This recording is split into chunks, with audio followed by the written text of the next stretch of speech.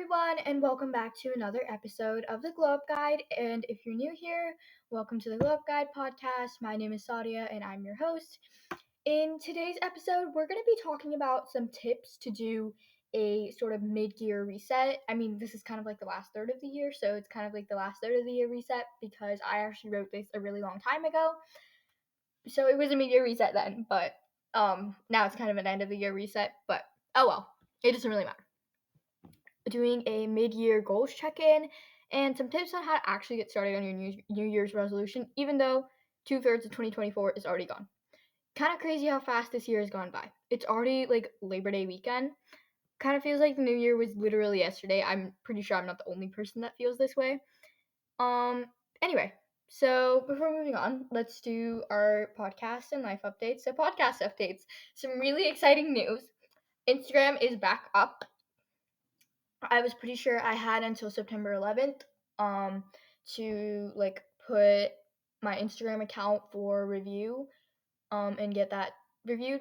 And me and my mom decided we were gonna be productive and do the things we kept procrastinating for like an hour yesterday. So I got that done. It literally took 2 seconds. I'm not even kidding. I just entered my email and then it's like, okay, this might take up to a day, and then not even a millisecond later, it was like your account is unsuspended, and I'm like, what? It was that easy? That's kind of like crazy in my opinion. I don't know why I put it off this long, and I'm really sorry about that. But Instagram is back up, and yeah, that's super exciting for me. I'm currently trying to figure out like Instagram posts. If you guys have any ideas for like Instagram posts or things that you want to see from me, please let me know by emailing me or sending me a DM by my Instagram. Um, but yeah, that's that. So super exciting news. And what else? I have recently listened to a few of my own episodes and I realized how horrible my voice sounds and how fast I am speaking. So, my talking speed, let's start with that. That's something I've actually been trying to work on ever since I've started this podcast because I know I talk extremely fast. And my friends, like, and my family's just used to it because I've always been, like, a fast person, honestly. I don't really know how to explain it, but I'm a fast walker, a fast runner, a fast talker, a fast writer. I just do everything really fast. I'm a fast person. So, yeah. And my talking speed, it hasn't really been a problem until this podcast started. But I feel like that's a good thing because my parents have been telling me for a long time that it might be a good idea to figure out how to reduce my talking speed. So I feel like that's been something I've been meaning to do for a long time, and this podcast was just sort of a little push. But I recently listened to a few of my own episodes, and I realized how bad it sounds because last week I did my podcast episodes in sections and then I cut it off and then I joined the sections together to create the episode. And after each section, I counted up the words and divided it by the minutes. And apparently, I'm still talking at a speed of over 160 words per minute, which is also still considered like super fast. And now I'm trying to talk a lot slower. I don't know if you can notice, but I'm pretty sure it's actually pretty noticeable. I'm trying to talk slower because I have very American English and I know people from all around the world are listening to this, over 30 countries, and not everyone can understand super fast paced English. So that's another reason why I feel like I should be trying to reduce my talking speed just so people can actually understand me because I would hate it if people can't understand because I'm just talking too fast. Um, so yeah, that's another thing. And my voice. So, let's see. I get a lot of traits from my dad. This sounds irrelevant, but I will explain. I get a lot of my traits from my dad because people say like first daughter is a female version of her father, and I can say that's very true for me. I feel like the only thing I get from my mother is like my astigmatism, um, my like figure, I guess, and my like strength. Well, I'm not necessarily like a super strong person, but like the areas of strength. Like for example, me and my mom, we both have really strong legs and insanely weak arms and very weak cores. So that I feel like I get that from her. That's pretty much the only thing I get from my mom though, and a few like other features. But yeah, that's pretty much it. And then my dad. My dad has a very loud, like booming voice, I guess. I don't really know how to explain it. Like he simply can't be quiet, and even if he tries to, it still sounds super loud. And his voice naturally just sometimes sounds rude to some people when he doesn't really mean for it to be very rude. And the same thing goes for me because my mom yells at me a lot for she's like, "Why are you talking with such an attitude?" And I'm like, "Mom, I swear to God, I'm not talking with an attitude. It's just how my voice sounds." And then she starts yelling at me even more. So I just like shut up and don't say anything. But my voice, it naturally sounds very rude. So I'm trying and podcasts I've listened to, the hosts, they have like a they have a much softer, rounder voice. I don't really know how to explain it, but it sounds like warm, soft, um their voice, and I'm trying to fix that because I feel like my voice sounds super duper harsh in general, even when I really don't mean for it to be. Like even if I'm trying super hard, it still sounds so rude. And I am trying really hard right now to get my voice to sound a little softer and less rude, and I'm pretty sure once I listen to this it's still going to sound that way, but I'm really trying my best. So from today onwards, this episode onwards, I have made a decision. I'm gonna try and make my voice sound a little better in general, and also reduce my talking speed. Because that's something that's really causing a problem, and yeah, I want to fix that. So yeah, that's the second thing. Okay, so let's move on to life updates. School. Second week of school. Um, it went great actually. I'm not even gonna lie. It went pretty great. We actually started doing stuff in a lot of my classes. I'm starting some. We already started our first unit in math, and I'm starting my first unit in English and science um, on Tuesday because it's Labor Day and we actually had Friday off. I don't remember why. I think it was just an extra teacher work day, and then we have Monday off because well Labor Day. So there's that. And then what else? School has been actually pretty decent. My other classes, they've all been going great. PE is still sucking because I have like no friends, and yeah, um that's going wonderful. And then as I mentioned, it's a long weekend and it's kind of been a standard long weekend. I haven't really hung out with any of my friends because they've all gone to like places. And I think my dad had something he went to North Carolina for from Friday, and he's coming back today evening, I think. Me, my mom, and brother were also supposed to go. I don't know what happened, but we didn't go, so that's fun. But other than that, it's been a decent weekend. I mean, I ran out of books to read, but oh well. What am I supposed to do about that? So yeah. And I've been like making food ish. I made pancakes this morning and I'm gonna make lasagna tonight for dinner, I guess. So yeah, there's in that and lots of podcast writing. And then yesterday that was a lot of work after I unsuspended the Instagram. I mean, I put that post up there, so that's good.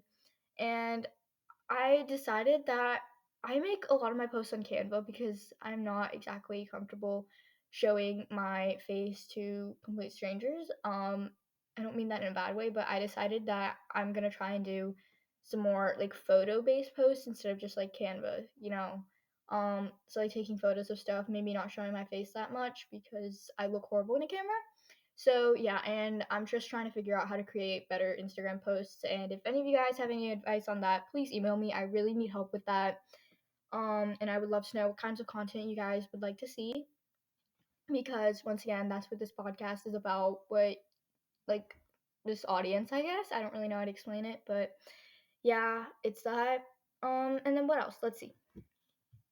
So soccer started last Monday. It was actually my first practice, and that was good. I mean, not gonna lie, it was kind of hot. And then on Wednesday, it was about 100 degrees at my practice. Apparently, a bunch of the coaches actually canceled practice. My coach didn't. But it was so hot, and I like died. The back of my shirt was literally drenched with sweat. That was not exactly a pretty sight to see. And my hair was like freaking mangled from how humid it was outside. But yeah, that was fun. Not exactly. I have friends on this team though, so that's the bright side. I'm happy about that. The bright side is I have friends on this team. I always look to that. I always look to that bright side. So yeah, that's gonna be great. And then I have another practice tomorrow, and then Wednesday until like the end of October. My first game is actually the coming Saturday. So the 7th of September, I have my first game.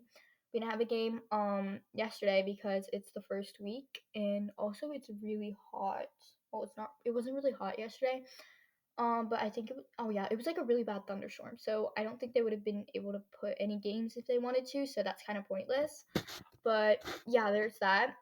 So that's all my life updates. Not really much happened in the past week unless you count school. But yeah, that's that. So let's do one thing we're grateful for and one thing we're happy about, plus our book of the week. So one thing I'm grateful for, probably like long weekends, I guess, because sometimes school can just be tiring and those long weekends are just really nice. Like at the beginning of the year we get a bunch of them, and then again in November we don't even go to school half the time. I remember back in second grade, our teacher, she didn't even give us any homework the month of November because she was like, well, there's just too many days off. So yeah, there's lots of holidays in November too. But yeah, I just appreciate those long weekends because honestly, who really likes school that much? I'm fine with school. It's not like super sucky this year for me.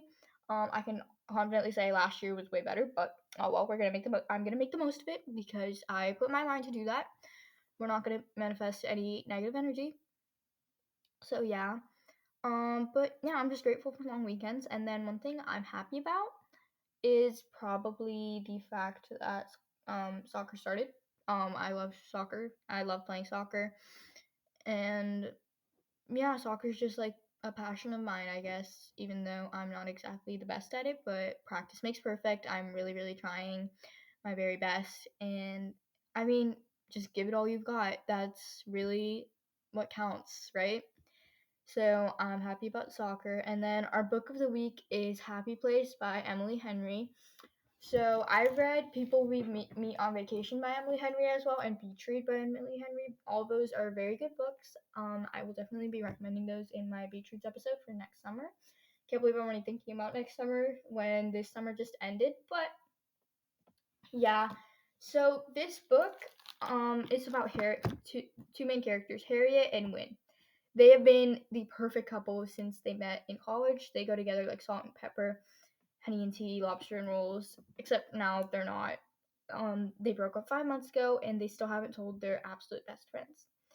And that's how they find themselves sharing a bedroom at the main cottage that has been their friend group's yearly getaway for the last decade. For 1 week each year, they leave behind their lives and just soak it up. But this year, Harriet and Win are lying through their teeth while trying not to notice how desperately they still want each other. Because that cottage is for sale, and this is the last week they'll all have together in that place. They don't want to break their friends' hearts, so they just stick it out.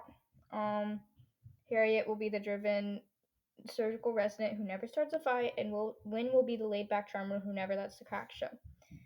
It's a flawless plan. I mean, if you look at it from a great distance and through a pair of sunscreen smeared glasses. After years of being in love, how can it be to fake it in front of for 1 week in front of those who know you best? I only now just realized that I actually might have mentioned this book last week, but oh well, that's all the more reason for you guys to go read it. I will give a different book next week. My bad for that. But oh well, it doesn't really matter. So yeah, let's get right into it. So, some tips to have a mid-year/end of year reset. Reflect. Reflecting is so important to a mid-year reset because reflecting is a form of processing, like how sleep is the way you process all the information from the day. Yeah, it's like sleep. You can sort of process everything you've accomplished in the first, what's it now, 8-ish months of 2024. I think. Yeah. But how do I put this? Reflecting on your goals is also a good way to see, like, you can sort of process everything you've accomplished and really think about that progress you're making. Focus on the good, the progress, not all the goals you haven't been accomplishing. Reflecting on your goals is also a good way to see if you seem to be doing anything wrong in the path of achieving whatever goals you set for yourself.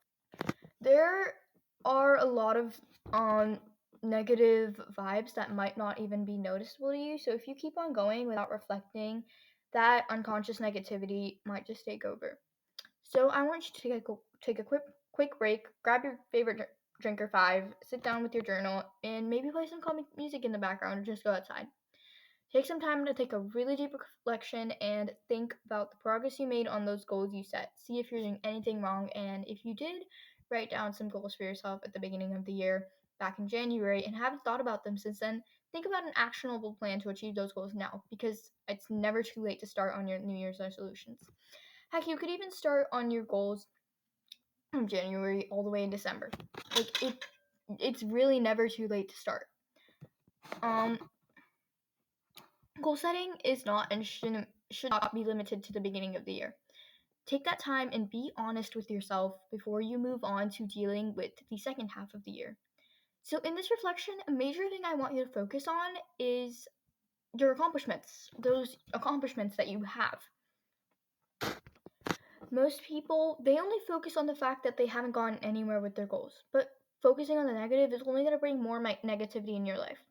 Whatever exists, let's say there's some negativity that exists, and if you keep dwelling on that negativity is what's going to manifest and take over your life. But if you can find even one bright spot in even the worst day, what feels like the worst day of your life, that positivity, if you focus on it hard enough, and if you want that more bad enough, that positivity is what is going to manifest into your life. Okay, you get what you ask for, in a sense.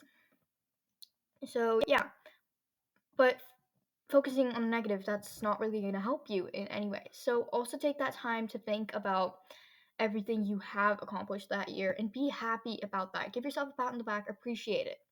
Let that give you enough motivation to kick butt on your goals for the second half of the year. Life is a big celebration. Become your own cheerleader, become what you think of yourself, because what you think of yourself is the most important opinion of yourself to ever exist. Next up, I want to share a few fun prompts that can help you think about the year if you're just feeling blank. Firstly, name a time that you felt really happy and good about yourself. What were you doing? Who were you with? What other things do you think played into that happiness?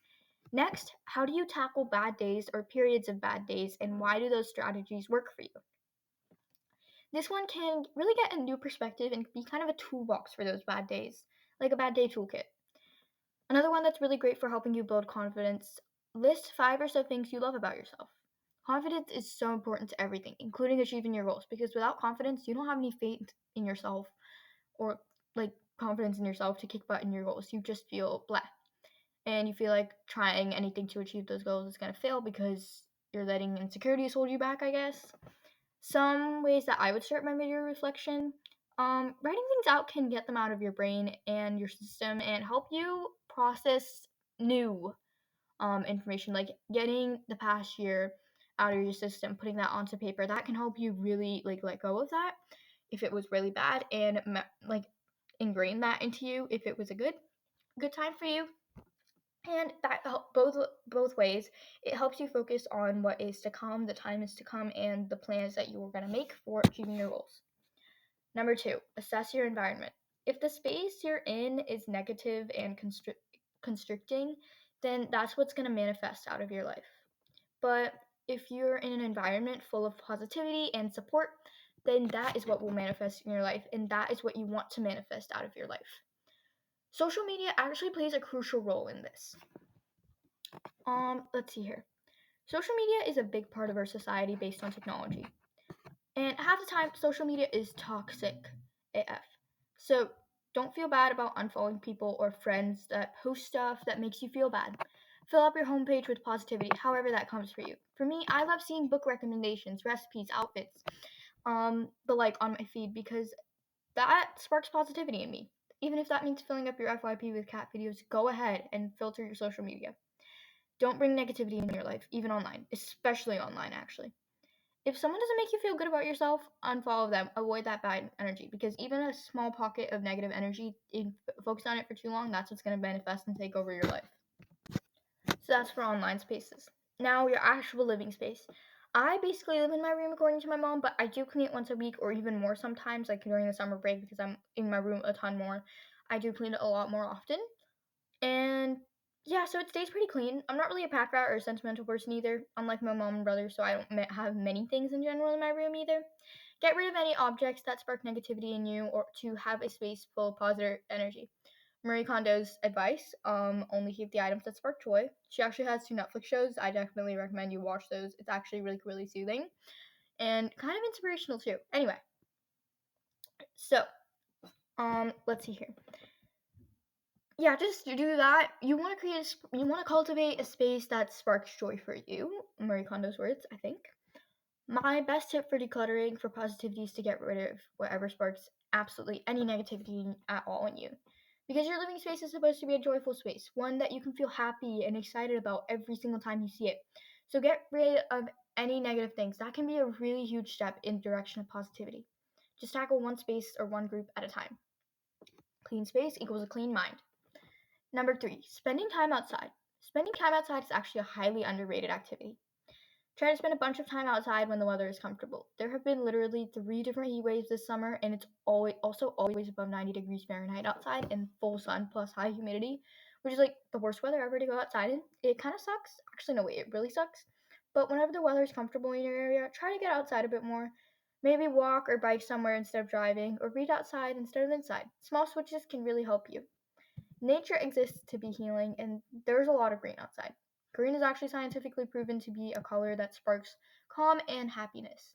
So if you're feeling stressed, just go outside. Make a habit out of it. It's really good for the mind and soul, and it transforms you in so many ways that you might not even notice, but it's still transforming. Studies show that even 20 minutes outside, just that much, that's not even 1% of your day. That's enough to minimize stress, make you feel happier, and really boost your mental health by a mile. If you need some ideas for what to do in your outside time, here are my faves. First, have a picnic with your friends. This one is so much fun, and I used to do it with my friends all the time a few years ago. It's also like so much fun, and you get good food and sunshine. Next, play sport. Literally any sport you want. I play soccer, so there's that, but you can round up some friends or just random people and just play pickleball or frisbee or something similar. Team sports too. Always fun, and you get to be outside. And it's just good exercise too. Not third, read outside. I love this one, and I used to do it all the time last summer. Finally, just paint. Get some canvases and paints and maybe an easel to make sure you don't get the ground dirty. Painting is really fun and such a soothing activity in itself, and if you combine it with outside time, that can make it all the more better. Number 4, reassess your habits. Habits make up and dictate your whole lifestyle. Half quote from Atomic Habits. That's like a main point in that book. So this would be when you would think about the habits that you currently have and that are working for you great. Maybe there were some habits that you wanted to develop and integrate into your life as part of your goals. Most goals are connected to a habit of some sorts, even if it doesn't seem that way. One of your goals might have been to drop a bad habit, such as reducing time spent on social media or eating less junk food or eating less sugar. Take a moment to think about your habits. If you just thought about a habit you want to develop right this second, it actually only takes 3 weeks to start integrating those habits into your life and make it easier. It takes 6 days for it to become a subconscious thing, though. Write it down. Writing things is the equivalent of reading it 10 times. So write down your plan of action for the habit you really want to develop. A great tip to build new habits is habit stacking. Habit stacking is basically when you connect a new habit with a very old habit. For example, if you're trying to drink a glass of water every morning before breakfast or something like that, um, or right after you brush your teeth, um, go drink a glass of water. That's connecting a new habit with a very old subconscious habit, brushing your teeth, which makes it so much easier. The first habit acts as a cue to perform the second habit, like brushing teeth. Okay, that's done. Now that's the cue, and now that's like the setup to go be like, oh, now we gotta down a glass of water. That's how it works. And this is actually a very effective method. And this is a method that's actually touched upon a lot in the book Atomic Habits as well. I recently finished that book. It's an amazing book, by the way. Definitely go read it. I want to do an episode kind of about like how habits and kind of that book too. I don't really know how to explain it, but that's going to be a good episode. So stay tuned for that. Probably going to take place in the next 2 months though. So can't exactly promise it soon. Number 5, vision boards. So vision boards are always trending all over social media, and with good reason. Vision boards are amazing for truly visualizing your goals and seeing them on a piece of cardboard or digitally or wherever you choose to create create your vision board with. I actually made one for 2023 and it sort of fell apart after a month because I used a canvas to do it, but I don't know why I didn't make one for 2024. This is definitely something I'm going to do for a mid/last third of the year reset because vision boards are really useful to your goals. Vision boards are like magic, I'm not even kidding. So if you didn't make one for this year, go make one right now. It's never too late to make a vision board. And if you did already make one, this can be a part of your reflection, looking back on your vision board and for whatever you did accomplish, I am so proud of you. Maybe make some changes to that vision board also if you feel the need to do so. If you find that a certain goal doesn't align with your core values anymore and what's important to you right now, switch it out for a new goal that does align with those values and what's important. Go on Pinterest and find some photos, save them, print them out, get a corkboard or even a sturdy piece of cardboard to stick the photos onto and create a vision board. Or copy the photos onto Canva or Google Sites or wherever you think you could make a digital vision board and do that. And use it as a phone background or a laptop background so you see it all the time. Or just print it out. And then print it out and stick it up on the wall if that feels easier to you. Or do both, whatever you want. Plus, actually making the vision board is also super fun, so that's an added plus. Alrighty, so that was all I had to say on a mid-year reset and some tips for that. I hope this helped you out. Now I wanted to do a little mid-year check-in on some of my own goals, which are honestly goals a lot of people have. So I wanted to share what I've done so far on those goals. Kind of a bit of life stories for inspiration and motivation because I feel like hearing honestly for me, and I feel like this is also true for many other people, hearing other people's like success stories kind of is what motivates us to get started on our own goals. Like if I hear someone's success story about a certain goal that I have, like with working out especially, that's a really common one. And if I hear a success story, I'm more likely to get up and go work out, like, you know, keep that up.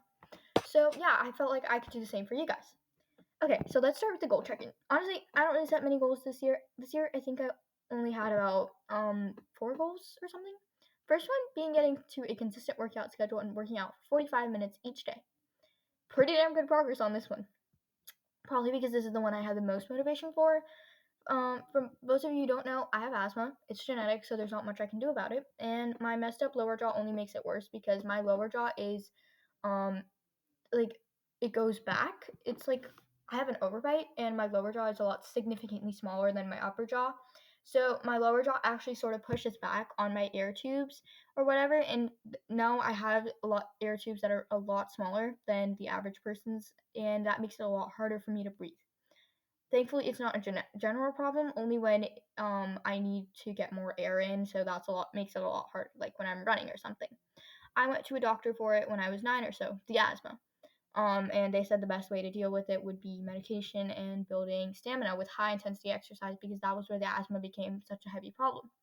Since then, I now play soccer and actually enjoy running instead of hating it. Ever since then, I get enough exercise, especially in the summer for various reasons, but it takes a ton of effort to maintain that during the school year, and I honestly don't know why. But probably because working out isn't on top of my to do list during the school year. So that's sort of my reason behind this, and it's a reason that really motivates me to get up and work out even when I don't feel like it. That's the main problem for the many, many, many, many, many people who set working out regularly as their New Year's resolution because they don't have a reason that truly motivates them. And yeah, so just find one. Because working out is not just a personal thing, it's something that's literally necessary for life and everyone's health in general. I used to have a good habit of working out last summer and then it sort of fell back down in the school year. And then this past summer, I've gotten really good about it again. I'm going to try really hard not to lose air quotes around that the habit again during the school year because well hopefully that shouldn't be hard because I'm gonna have PE every day now and soccer started for the fall season, so yeah, this goal is considered accomplished in my book. And working out regularly is a goal a lot of people have but struggle to actually accomplish. It's you that's making it so damn hard when it really isn't.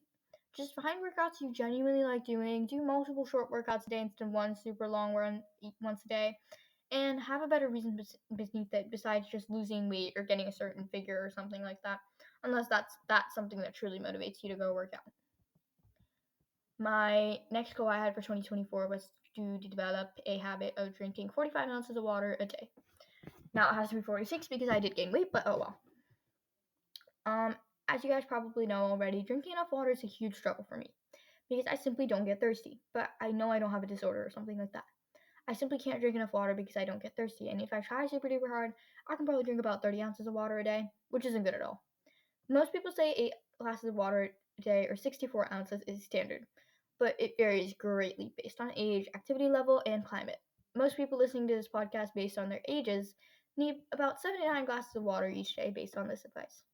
But more modern studies are suggesting that the most reliable way to figure out how much water you really need is half of your body weight in ounces.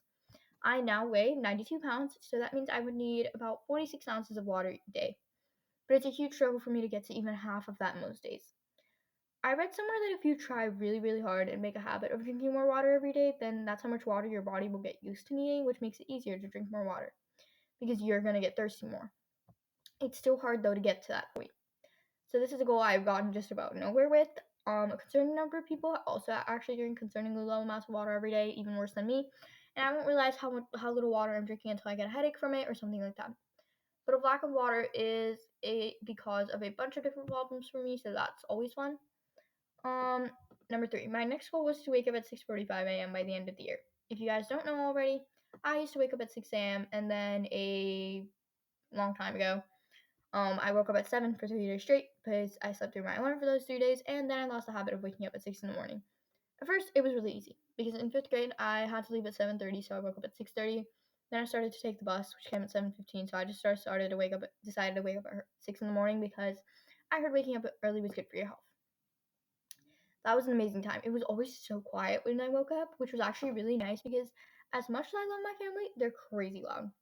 So yeah, that was always nice, and I had a bunch of extra free time too.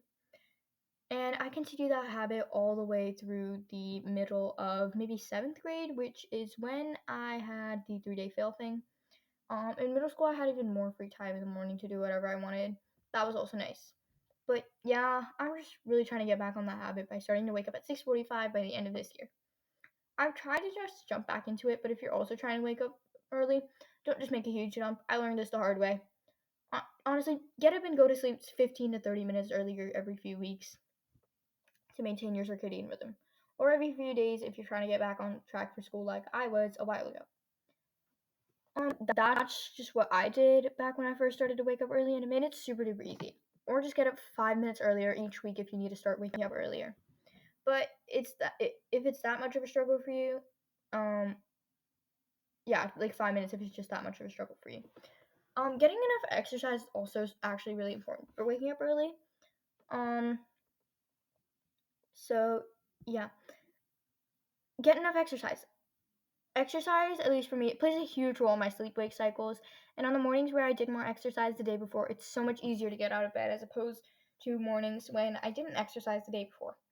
That's another tip for you guys who don't wake or who are also trying to wake up early as well. I don't really consume any caffeine unless it's in soda, and even that is a rarity because soda has so much sugar. So I've really been trying to avoid soda ever since I cut out sugar, and learned how much sugar was actually in soda, which is not kind of an insane amount. So yeah, but avoiding caffeine 6 to 12 hours before bed to ensure good sleep, so that you wake up early. Basic stuff, but motivation and dedication are really the key here. Number 4, my final one was to read 125 books by the end of the year. So I was actually making pretty good progress on this one until May when I stopped bullet journaling and forgot to track my books for 3 months straight. I think I might have already reached this goal though over the summer. I read a lot, minimum 2 to 3 books a week, and even more when there's no school. So yeah, I think I already achieved this goal or even exceeded it. But I really love to read, and I also read extremely fast, which is another reason why I read so much in such a short time. And if you don't love reading, then this one's going to be really hard for you. So I don't know why you would want to read more, but anyway, simple goal of mine. Reading is actually really beneficial, as just 20 minutes a day of reading can improve school children's literacy performance by almost 80%. That's freaking crazy, and I can definitely say that's true for me. Reading is also just so calming and interesting too. Like personal development books are also amazing. Check out my first book recs episode where I mentioned a few of my favorite personal development books. I think that was my 12th episode. Definitely go check that out. So that was all I had to say. A bit of a goals check-in plus some things I did to get to that point on my goals. I did just realize that I did start talking a lot faster, and I apologize for that. I'm really trying to break the habit, and now you can see I'm talking a lot slower. So I really apologize for that. I'm really working on it. I hope those help you. Now I wanted to talk about some tips to actually start working towards your goals, even though 2/3 of the year is over. Number 1, start with an actionable plan to achieve your goals in the last third-ish of the year. SMART goals are the way to go. You probably already know what SMART goals are, but in case you don't, I'll explain. SMART goals are a form of planning out your goals by making them specific, measurable, attainable, relevant, and having a time constraint. This is the best way to form a solid plan to achieve your goals at any time, doesn't matter when. The S stands for specific. You don't want your goal to be like super vague and non-specific, so instead of I want to start running more, change that to I want to start running for 20 minutes every morning before breakfast. The latter is much more specific and seems easier and less daunting. A study conducted in the book Atomic Habits by James Clear showed that those who were given a very specific goal on working out were actually achieved it as opposed to those who were given a very broad goal. Just try and work out more. So specific is the way to go. The M stands for measurable. You want to have some way of tracking your progress on the goal. Like if you're trying to drink more water, try using a watt habit tracker to track your progress. Measure your goals. The A stands for attainable. You want your goal to be something easy that you can actually achieve. Well, not necessarily easy because goals are meant to push you, but something achievable. That is the point. So it has to be like reasonable too. You can't just be like, when I wake up tomorrow, I'm going to become the next freaking Usain Bolt. That is not possible for anyone. So make sure it's a goal that is actually tangible. The R stands for relevant. If the goal isn't relevant to you, then you're not actually going to want to do anything towards it. For example, if your goal is to become a really fast runner, but you don't even play sports or have any reason for running fast, and running fast is just useless to you, then you're not even going to obtain the motivation to actually practice running because it doesn't truly matter to you. The T stands for time constraint. In our situation, our time constraint is to achieve our goals by the end of the year. So that would be your time constraint. Time constraints, my bad. They are necessary to achieve your goals because without them, you're most likely simply going to forget about them until it'll be next year or whenever you set goals again. So set a deadline. This is the key to making a plan to achieve your goals. Number 2, have an accountability partner. Sharing your goals with a friend or family member can really help you have a constant reminder about making sure you're working towards your goals. Most of the time, the reason people don't actually achieve their goals is because they just forget about them, let them fall to the back burner until they end up falling off the metaphorical stove. So, having an accountability partner can help you overcome that because you have someone else there to remind you, like, hey, you have to get back on track with your goals. When I first started working out, my mom was my unsaid accountability partner. She'd ask me about when I last did a workout and remind me if I haven't done a workout in a while. That's one thing that also really helped me back at the beginning when working out was really hard. You want to make sure it's a person that will actually remind you, though, not someone who doesn't care much about you and will probably forget about it after a week or two. That's another important thing to remember. It's even better if you and your friend or family member or your accountability partner, if you guys are trying to achieve the same goal, because then you can compare it to your progress to theirs and share what's working for you guys and what isn't. That is also useful to gain insight on how others are achieving that goal and can motivate you as well. Plus, it feels good to know you're not alone in your goal. Number 3, reward yourself. This one works best when the goal you're trying to achieve is a daily habit. Almost all goals are connected to the development or the demolition of a certain habit. And when you manage to accomplish that habitual thing either once or for a period of time, give yourself a reward to make it fun. Plus, when you link a reward to a task, it gives you something to look forward to and makes it easier to accomplish the task. When you connect something that sparks negative emotions, like working out, to something positive and happy, like the reward of maybe chocolate, well, maybe not chocolate or something similar, your brain will connect those actions to positive emotions when you reward yourself. Rewards can be as simple as taking a nap or buying some chocolate or coffee. That's all it takes. And honestly, your rewards don't even have to cost much money at all. If that's something you like, maybe just going to bed an hour earlier if you want. Your choice. Number 4, don't go all at once. this kind of has to do with the realistic part of SMART goals thing. So if your goal is to start waking up at 6 in the morning and you're currently waking up at 8:15 every morning or even later, you can't just expect to set your alarm for 6 tomorrow and actually wake up with it and be like, I am so energized and I feel like I don't need to sleep for days. You can't, you're not, no, just no, okay? Most likely, you're gonna sleep through your alarm and be annoyed and then forget about the fact that you even set that goal to wake up at 6 and just not do anything about it. So break it down. Maybe try waking up at 8 for a few weeks and then 7:45 for a few weeks and then 7:30 for another few weeks. Keep going until you get to waking up at 6 a.m. consistently. Breaking down your goals into more manageable mini goals can make the big goal overall seem a lot easier to accomplish and less, well, big. Makes it smaller. Number 5, think about what could prevent you from reaching your goals.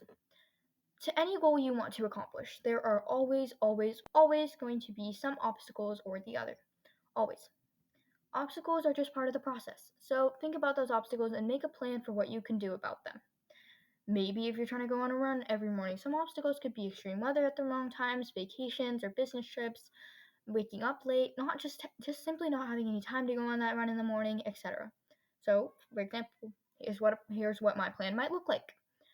For the extreme weather, maybe try running around your house instead of going outside. For the vacation and business trip, maybe try your best to get a run in on those trips. And if you can't, maybe in different times during your vacation or plan for a run as soon as you get back on track. It's okay to miss a few days of running for important things. Don't be super hard on yourself about it and get back on track after the trip or whatever. Let's say you have a morning commitment and can't go on a run then. Try going for an evening run that day. At least you're still getting your running time in for that day. Bright side. Just stay positive and work through those obstacles. You have your plan to fall back on. Number 6, have a true reason beneath every single goal you set. Goals. Okay, I can't stress this point enough. I'm kind of getting aggressive here, but anyway, goals. The whole reason we set a goal is because we want to accomplish something, okay? We think we want to accomplish something at least. For example, for me, I wanted to work out more because I wanted to get over my asthma. I didn't want it to become a problem again. I want to wake up early so I can have my quiet mornings back and I can have more time in the morning to get ready for school. I wanted to set that reading goal because I wanted to have something to look forward to whenever I was reading. These kinds of goals. See, I have a motivation beneath every single one of them. This is the number one reason people can't achieve their goals no matter how hard they try to. They don't have a reason that actually motivates them to go do this thing for themselves. For example, that girl trend was trending a few years ago and is still a common thing, but barely. But anyway, that trend was beneficial to some. Like that's when I started to wake up early and toxic to some who couldn't accomplish that lifestyle and felt like they had to for no reason. But yeah, let's say that's not something you want to do but feel the need to because that's what everyone's doing. Like that's what everyone's doing is the reason for a lot of goals people have actually. These habits don't resonate with what matters to you, so no matter how hard you try, you're never going to find the motivation to actually achieve those goals because they simply don't matter. For me, the reason I had so much drive to work out and cut out sugar and those things that are usually so hard for other people is because if I didn't keep up with the habit working out regularly, my asthma would come back to me, and that would erase over 3 years of hard work and all the progress I've made, and like it would prevent me from doing things I love again. Um, I had worked for years, and I still am working to keep the asthma from becoming a problem again. I am literally willing to do anything to prevent that, and I'm not about to lose that in about no time flat. And cutting out sugar, well, that's because at that rate, I was willing to get anything to get rid of my many skin issues. I have true reasons that I think about every time those things get hard and power through. If I don't feel like working out one day, I think about not playing soccer or getting the asthma back and it becoming a problem for so many reasons. If I'm contemplating eating something with a lot of sugar in it, I think about how far I've come and what that sugar could do to me. And whether it really matters and whether it's worth losing years of progress. Well, not necessarily. One cupcake isn't going to do that to you, by the way. It's just when I'm thinking, like, do I really want to eat this or do I not? Yeah. I'm not exactly putting that in the most positive light, but it's just a way to. If I feel like I want to eat like a whole box of cookies or something, that's unreasonable. A whole box of cookies has a couple hundred grams of sugar in it, and I'm only supposed to eat 25 each day. That's the recommended amount. So yeah, that's what I'm saying. Okay. Just I think about those whenever those things get hard, and I just power through. Maybe not from motivation, but the dedication and determination I have to achieve those goals. That should work the same way for you guys. So that was all I had to say on how you can actually achieve your goals, even though it's like the last third of 2024. Now, to end our episode today, I have a quote for you guys from John Dewey. The quote goes, "We do not learn from experience. We learn from the reflecting on experience." Bye, guys. Rate, review, follow, and share this podcast. Drink some water, and I love you all.